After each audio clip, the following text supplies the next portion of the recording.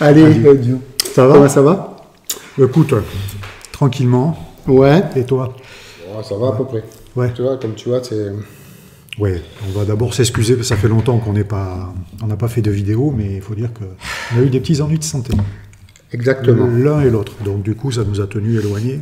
Ouais. Alors qu'on avait même essayé de faire une vidéo sur Maléfice. On l'avait filmé entièrement, mais on n'était pas au meilleur de notre forme. Non. Donc là, ça va. Oui, ça va. Allez, on va dire, allez. On va commencer par Allez. boire un coup. Chine. Bon, alors, à votre santé, et on est en fin de retour. Alors, c'est quoi ça? Le Spritz Gascon. Ah, c'est cool. Alors, c'est fait avec quoi? Alors, c'est pousse fait rapière. avec du pouce, voilà. Du pouce rapière. Pouce Je rapière. rappelle que, bien entendu, l'abus d'alcool est dangereux pour la santé, etc. C'est du pouce rapière qui se boit, c'est une liqueur à l'orange et à l'armagnac, qui se boit avec ce qu'on appelle un vin fou, c'est un vin très acide. En fait. Voilà. Mais c'est très bon. C'est très très bon. C'est très bon, c'est jeu. C'est bon, ça. C'est bon. Oui. Oui, c'est très très Alors, bon. Ah ouais, ça, je sais pas si on va faire la vidéo, on va pas être bien à la fin.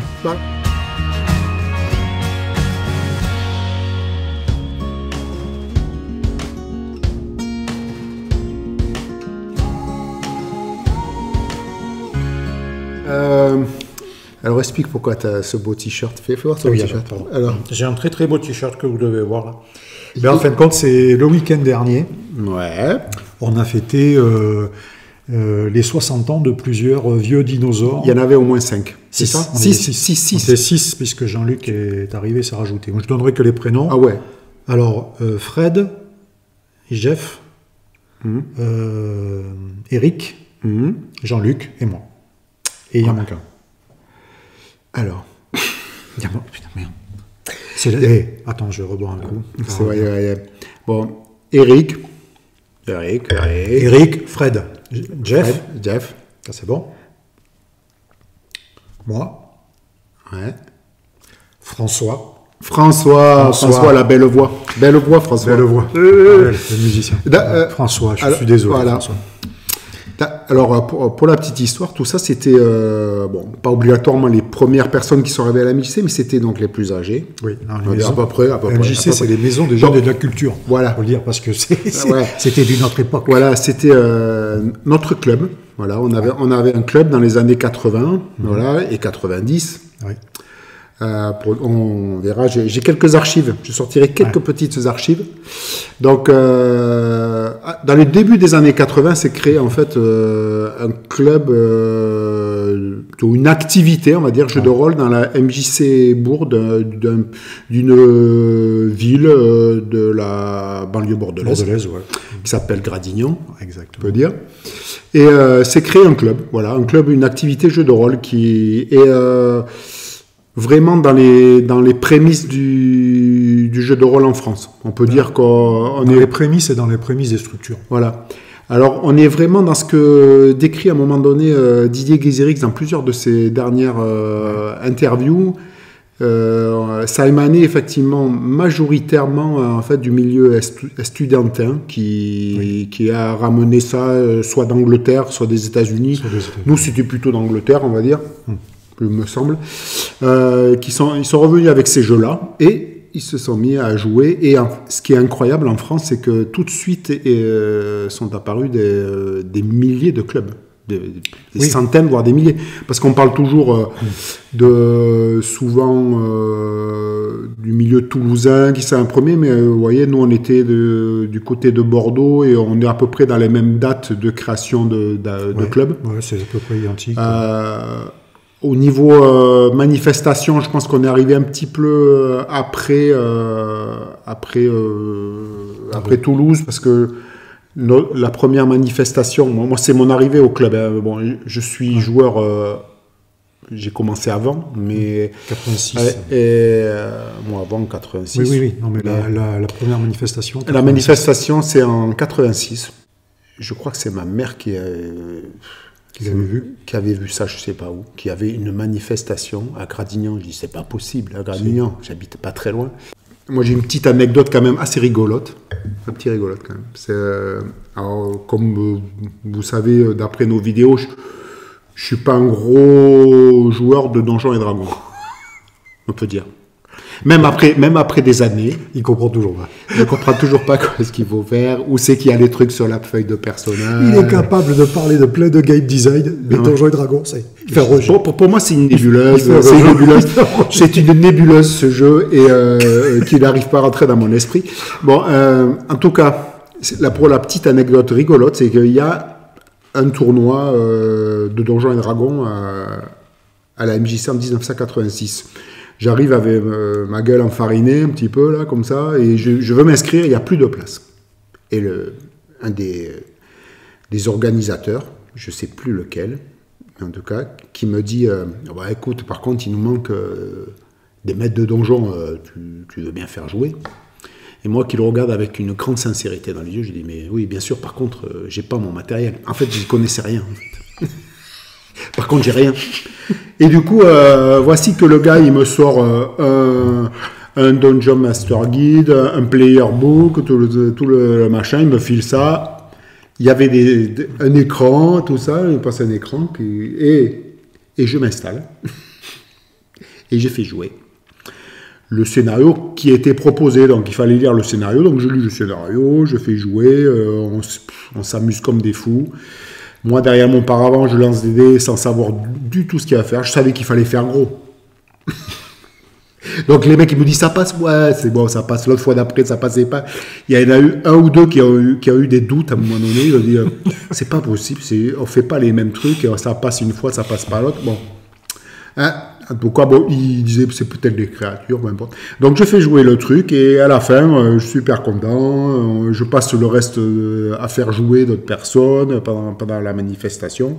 Parce qu'il n'y avait qu'un tournoi il me semble qu'un tournoi de donjons. Vous avez Space Opera. Ou ouais, peut-être. Ouais, arrive la remise des prix et je gagne meilleur maître de jeu à Donjons et Dragons.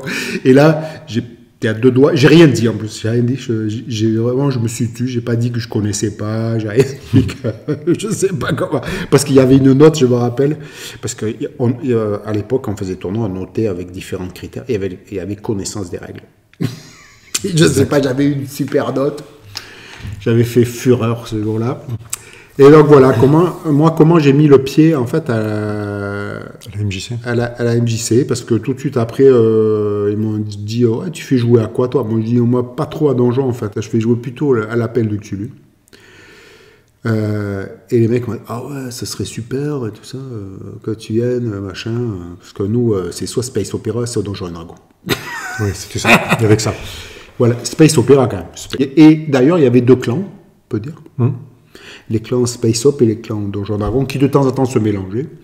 Et moi, je suis un peu arrivé, après heureusement que d'autres ont suivi, et moi, j'offrais une autre alternative encore. Mais moi, tout en jouant de temps en temps un petit peu à Donjon, parce qu'il y avait... sans toujours rien comprendre aux règles. Ouais, j'ai même monté un personnage jusqu'au 20e niveau, quand même. Sans comprendre rien. Et je ne sais plus ce que c'était, un assassin... un voleur clair, un truc comme ça. Donc ce club qui a dû naître 2 années avant, je pense, 1 ou 2 années avant, en 86, je pense que c'est 80, ouais, je sais plus. 84, 85 84, 85.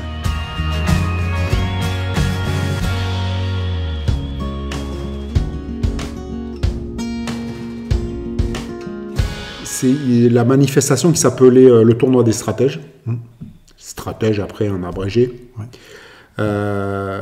était axé en fait sur tous les types de jeux, wargame, même si l'activité première du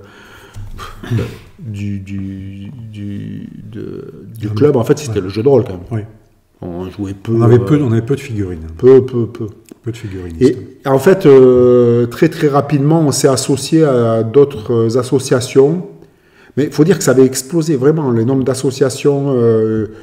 Moi, pour donner une idée, moi j'avais un club dans mon lycée, au collège aussi, au lycée, à la fac. Et il y avait aussi une structure qui accueillait des parties de jeux de rôle. Il y avait, moi j'ai commencé en fait même avec une personne qui, quelques temps après, a monté une boutique qui s'appelait l'Entre des Dragons. Qui avait créé un club sur Villeneuve-d'Ornon qui s'appelait la Confrérie des Sorciers Maudits. C'est un beau truc. Ouais. Ça a été mon premier club. Parce qu'en fait, moi, personnellement, j'ai rencontré le jeu de rôle par un grand dadé. Un grand dadé qui était assis... On n'était pas dans la même classe, il me semble. Non, pas du tout. En fait, je l'ai rencontré parce que... Je ne sais pas s'il était interne ou pas, je ne me rappelle plus. Voilà, et le mec, en fait, il lisait un gros livre. Un très, très gros livre. Et je lui dis, mais comment tu peux lire ça? Et il lisait Le Seigneur des Anneaux. Et il m'explique ce que c'est, tout ça, et il me dit, ça te branche ça? Je lui dis, pourquoi? Parce que moi, je fais jouer à Dungeons & Dragons. Et donc, on a commencé par, avec lui, à chercher une structure pour jouer. Parce qu'en fait, on jouait à deux. Donc, on cherchait un club, et on est tombé sur la confrérie des Sorciers Maudits, avec Didier, donc, qui a tenu, après quelques années après, qui a ouvert l'Antre des Dragons, quand... le temple du jeu a coulé, hein, en gros, en même temps, je ne sais plus trop si c'était en même temps ou pas. Je crois que c'était le temple du jeu, mais ils ont perduré plus longtemps, en tout cas. Sachant que nous, notre première boutique, quand même, pour donner une idée, quand même, dès le début des années 80, on avait une boutique qui s'appelait le Jokerdas, rue Mocodina à Bordeaux, tenue par Georges. Jokerdas, qui était une boutique, un relais des cartes, ce qu'on appelait un relais des cartes, parce que...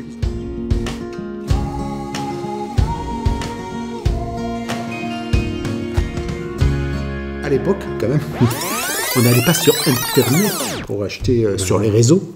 Non. Et quand il n'y avait pas de boutique, parce que nous, on avait la chance d'avoir une boutique. Donc, en fait, c'est vrai qu'on n'a jamais acheté trop en vente par correspondance, mais il y avait de la vente par correspondance. Alors, ce qui était rigolo, la vente par correspondance, c'était souvent l'œuf cube qui a fait ça, après le temple du jeu aussi. C'était des encarts publicitaires dans Cassius Belli, avec une liste à l'après-vert de jeux ordonnés. Et à l'époque, il y avait des catalogues. Ah ouais. Et donc, moi, j'ai des petits trucs comme ça, de dingue. Vous voyez, par exemple, dans mes premiers catalogues, vous voyez, ça, c'est 84-85. Vous voyez. Et alors, qu'est-ce qu'il y avait à l'époque? Alors, du Go. Ah oui, et ça, j'ai même ça dans mes jeux. Tu sais, le truc avec il fallait faire sortir l'habit, vous voyez, un truc comme ça, là. J'ai ça. Bon. Avec des molettes, et ça faisait bouger le plateau, là. Et il fallait suivre un parcours, là, c'était trop bien. Des pulses, il faisait pas mal de pulses. Et voilà, et là, on commence à avoir des jeux International Team avec Fief, vous voyez. 4, oh là là, c'est dingue ça. 84, Fief, je l'ai aussi, sûr. Voilà. Othello, dingue. Ça, après, c'était juste... Après, des jeux d'échecs, etc. Beaucoup de wargames. On peut voir la collection de wargames de jeux des cartes était impressionnante. Avec Ténébrailles. Tu sais de quoi c'est ça? Non. Une BD de Monsieur Froideval. D'ailleurs, un trou de mémoire. De quoi? Je l'ai derrière. La BD. De Froideval... Ça me reviendra. Voilà. Donc, ça, c'est sorti avant la BD, bien sûr. Hein. Oui. Attention, parce qu'en fait, à l'origine, c'est inspiré d'une partie de Donjons et Dragons. Ah. Vous voyez? Je l'ai juste derrière. Oui. Je ne veux pas y aller.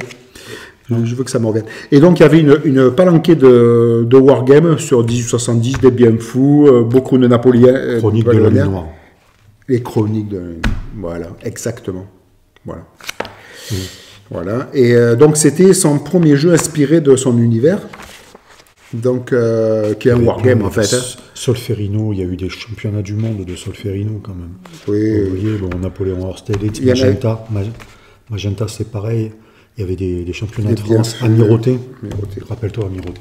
Ouais. Amirauté, les mecs qui jouaient pendant des heures, tout ça. Ouais. Il y a manque parce qu'il y en a eu d'autres après. Et puis du jeu de rôle. Et non, mais c'est quand même incroyable. 84, c'est ça? 84, on voit l'appel de Cthulhu. Qui, je pense, est le premier qui est sorti d'ailleurs, traduit. Traduit, je parle. Hein. Ouais. C'est pas le premier jeu de rôle français, parce que c'est les Chroniques de l'Inaïs. Mais après, Légende. En plus, dans un superbe coup. Franchement, c'était un. Par contre, c'était un jeu. C'était un jeu de dingue. Et Donjons et Dragons qui est sorti, je ne sais pas qui c'est qui le faisait. Je ne sais même pas si c'était pas Descartes. Je ne sais pas qui le faisait. Et Jokerdas. Oui. Donc 7 rue Mocodina à Bordeaux. Voilà.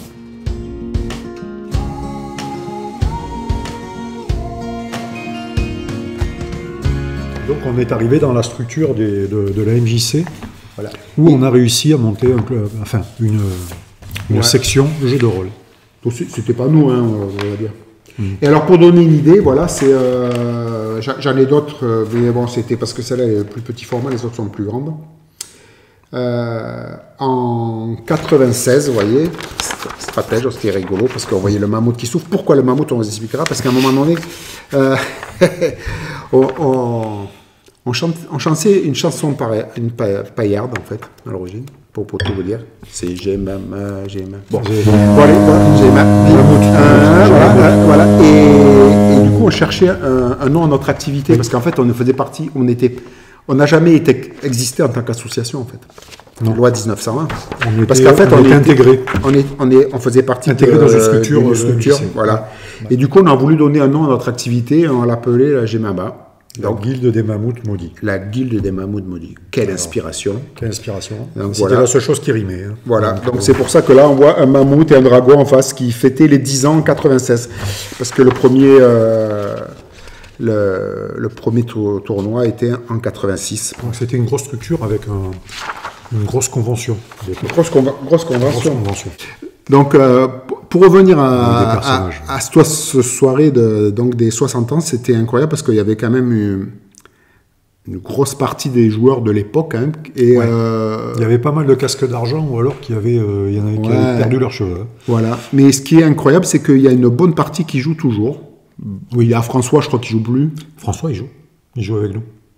Quoi? Il joue à Orphée. Il joue avec nous. Ah ouais, parce qu'il m'a dit qu'il jouait plus quand je l'ai vu. Il joue à Orphée. Et Jean-Luc joue à Orphée avec nous. Ouais. Orphée, c'est un jeu qu'a créé Et tu joues Eric. Tu joues plus. Non, mais si je joue avec des anciens, moi. On joue que des vieux. On joue des vétérans. Donc là, Fred continue à faire jouer, écrit encore. Oui, parce que quand même dans le lot, il y a, dans le lot qu'on fréquentait à l'époque, il y a quand même Fred qui a écrit pour Tédéum, c'est ça? Tédéum pour un massacre. Voilà, il a fait dans le recueil de scénarios, il y en a un de lui, je crois. Oui, il a écrit aussi pour les 40 ans, je crois, ou les. Oui, parce qu'il fait partie de 50 ans du jeu de rôle. Comment ça s'appelle cette association là? Je ne me rappelle plus. Il a écrit des scénarios encore pour ça. Il avait écrit dans des revues. Des revues à l'époque. Il avait une belle plume. C'était. Il y a lui, il y avait. Jeff joue encore. Non, tout le monde joue encore en fin de compte. Parce que quand on a fait le tour, on s'est rendu compte que les gens se retrouvaient autour d'une table. Moi, j'ai eu le plaisir de retrouver Laurent quand tu m'as emmené à Béchac et Caillot. Un petit coucou pour le club de Béchac et Caillot. Init. Où j'ai retrouvé Laurent, ça m'a fait énormément plaisir. Voilà. Ouais. Donc non, les gens sont restés quand même... c'est incroyable quand même. Soit ils sont restés dans le jeu de rôle en permanence, ou alors ils y sont revenus.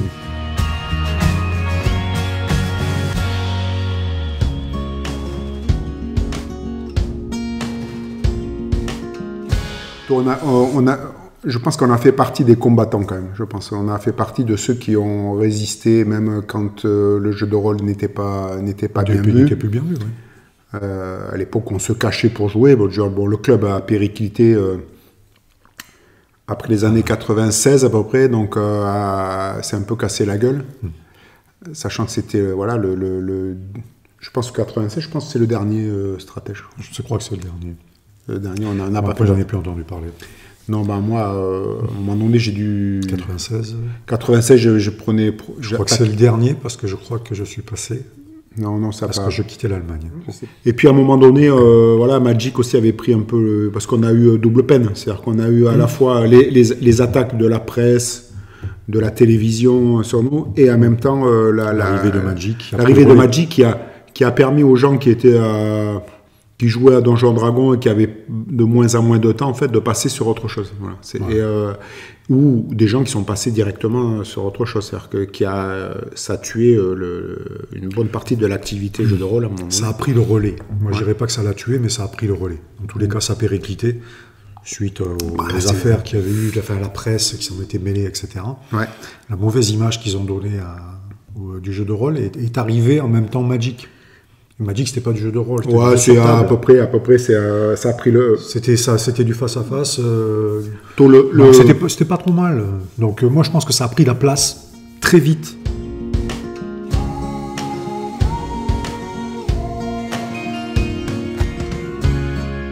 Mais moi, je me souviens de l'œuf cube. L'œuf cube où on allait pour chercher nos jeux. Moi, quand je passais à Paris. Au temple du jeu. Et quand j'y revenais, il y avait des barrières avec les mecs qui échangeaient leurs cartes. Et on ne pouvait même pas rentrer dans l'œuf cube. Il n'y avait que des mecs qui venaient chercher des blisters ou des boosters. Non, moi je me rappelle au temple du jeu ça bloquait la route. Ouais. Carrément. Donc ça a remplacé le jeu de rôle. Je ne dirais pas que ça l'a tué, parce que je ne veux pas incriminer ça, moi.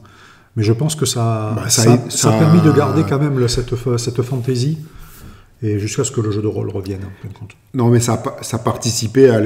on aurait pu ne pas renaître. Oui.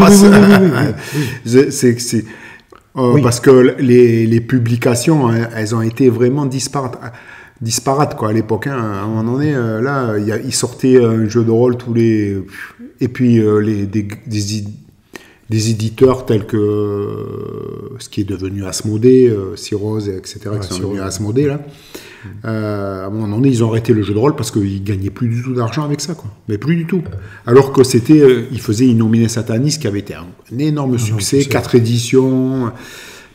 Et Jeu des cartes est mort quelques années après. D'ailleurs, ça a été racheté par Asmodée aussi.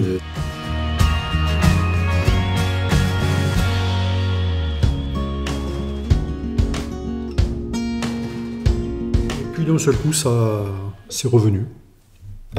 Et puis tant mieux. C'est revenu petit à petit, en fait, comme ça avait disparu. Non, ça a disparu violemment. C'est-à-dire qu'on très vite. On peut dire que, on va pas dire ça, mais presque du jour au lendemain, les clubs fermaient. C'est-à-dire que moi, je sais que dans tous les lycées, il y en avait plus aucun lycée de Gironde quasiment. Du Lot-et-Garonne, de Dordogne, qui avait des structures. Il y avait des clubs quasiment même dans des villages. Il faut imaginer quand même ça. Il y avait des associations de jeux de rôle dans des villages. Tout ça a disparu. Aujourd'hui, il y a un retour des clubs quand même. Parce qu'à un moment donné, on disait ouais, ça va pas se refaire. Si, ça se refait. C'est bizarre. Les gens ont envie de se rencontrer aussi.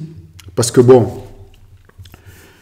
Je pense qu'il y a un truc, on ne se rend vraiment pas compte, mais je pense qu'il y a un truc qui a fait beaucoup pour le jeu de rôle, c'est certaines séries, bien sûr, Stranger Things, on va dire. Mais bizarrement, je pense que le Covid a été un moteur pour le jeu de rôle. Parce que ça a permis, ça a développé la version distancielle en fait, du jeu de rôle par les plateformes différentes plateformes qui existent. Ça y est, je sais plus. Virtual Tabletop. VTT. VTT. Je savais en anglais, c'est dingue. Et ces plateformes ont permis aux gens de se rencontrer, aux personnes qui n'arrivaient plus à se voir, à rejouer ensemble. Ça, c'est incroyable. C'est-à-dire qu'il y a des gens qui se voyaient formés. Qui se voyaient une fois l'an, ils arrivaient à faire une partie de temps en temps ou pas.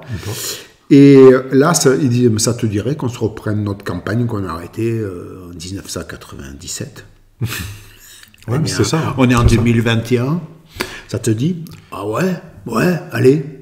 Et du coup, il y a plein de gens qui se sont mis à jouer.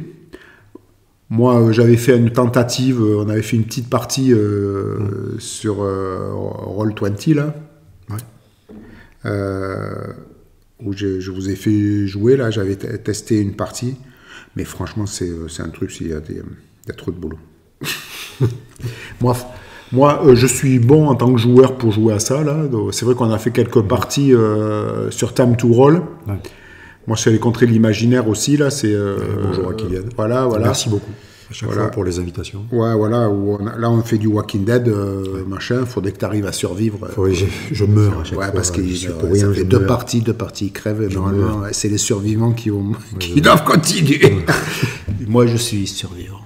Les deux fois, j'étais survivant, d'ailleurs. Moi, je suis vraiment quelqu'un qui a un manque de jeu constamment, en fait. Voilà. C'est-à-dire que... Et je suis content parce que ce soit avec Kylian, qui est un très, très bon maître de jeu, il a une façon de faire jouer très particulière. Il est d'un calme olympien. Je sais, on ne peut pas dire autre chose. Quand il fait jouer, c'est égal à lui-même. Mais il a une maîtrise et c'est un bourreau de travail, ce mec. Non, mais c'est impossible, les campagnes qu'il fait jouer. Il fait jouer plusieurs trucs en même temps. En tout cas, chapeau bas, monsieur. Oui. Voilà. Déjà, Voilà. Warhammer. La campagne Warhammer. Non, mais tout. Il a tous les trucs de Nephilim qu'il fait jouer aussi. Je sais pas comment il En plus, il développe les outils pour en même temps. C'est un truc de dingue. Je sais pas comment il fait. Non, mais c'est un titan. C'est comme Shandor, c'est 2 Cylons. C'est voilà. ça. C'est le Cylon numéro 2. Shandor. Mais ça, t'as rien d'autre, toi, t'as rien à dire, Non, à préparer, à lire, à finir. À lire, moi j'en ai plein à lire. Ah, putain. C'est honteux. Oh là là. Non, mais là je suis en train de finir. Il a la pile de la honte. Oui, j'ai la pile de la honte. Ouais, et vraiment la pile de la honte. Non, là je suis en train de terminer un scénario sur Foundry, voilà, pour faire jouer en distanciel. Donc, ça me prend un peu de temps. Voilà. Bon, on vous embrasse très fort. Voilà, du jeu On de vous rôle. dit à très bientôt. Mangez-en, vous voyez, les catalogues. Les vieux catalogues. Ah oui. Mangez-en. Bah attends, quand même, il fallait que je fasse voir ça quand même. Tu voulais faire voir quoi? Orphée. Parce que ça, c'était de notre club de jeux de rôle. C'est notre cher Eric Anou. Eric Anou, oui. Notre Eric Anou, qui avait fait ça. Alors, voilà, donc ça, c'est son jeu. Voilà. Vous voyez comment Rollmaster, c'est pareil. Non, c'est différent. Ouais, c'est un peu différent. Et Ah non, tu l'as. regardez. Alors là, je pense que là, quand il va voir ça, il va être fou. Fou furieux. Parce qu'en fait, j'ai retrouvé ça dans mes archives. Table. C'est la première table qu'il avait faite de localisation, là, de blessure. Vous voyez, il y a quelque chose de Rollmaster grâce à ça, avec un D1000. Et ça, c'est le logo de Stratège 86. 1900.